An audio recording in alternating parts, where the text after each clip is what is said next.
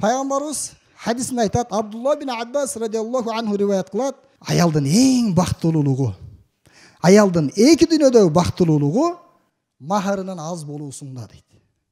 Махар аз болсо, эки дүйнөдө бактылуу болот экен. Эгер каада салтка карап, биздин ата бабаларыбыз, биздин жакын туугандарыбыз мындай нерсе кылган эмес, аз акчага берген эмес, аз нерсенин кадыры жок болот деп туруп, көбүрөөк айта турган болсо, ал пайгамбарыбыздын жана берекелүү хадисине кошулбай калат. Сиздин кызыңыз эң бактылуу кыз болбой калат.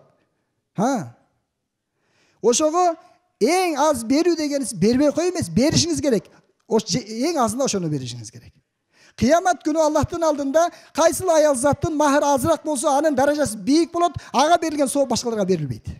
Каалайсызбы аялыңыздын, кызыңыздын эң бийик даражада болушун?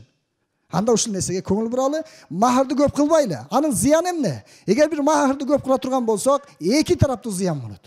Дүйнөдө зыян болот, акыретте зыян болот. Дүйнөдө кандай зыян? Дүйнөдө дагы эки тарапка зыян болот. Күйөөгө дагы, аялга дагы зыян болот. Эркекке дагы, аялга дагы зыян болот. Мен мынча акча таба албайм, мен той кыла албайм, менин мүмкүнчүлүгүм жок деп жүрө берет, дагы өмүр өтүп кетет, жаштыгы өтүп кетет. Ал Алланын өкүмүн аткарбай, ал жаман иштерге батат. Ал Аллах Тааланы наразы кылат. Ошентип адам баласы бул кыска жашоонун максатын бузуп алат да. Өзүнүн келечегине өзү балта чабат да.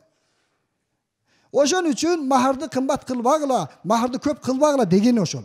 Хадисте ошон үчүн азыраак кылгыла деп айтылып жатат.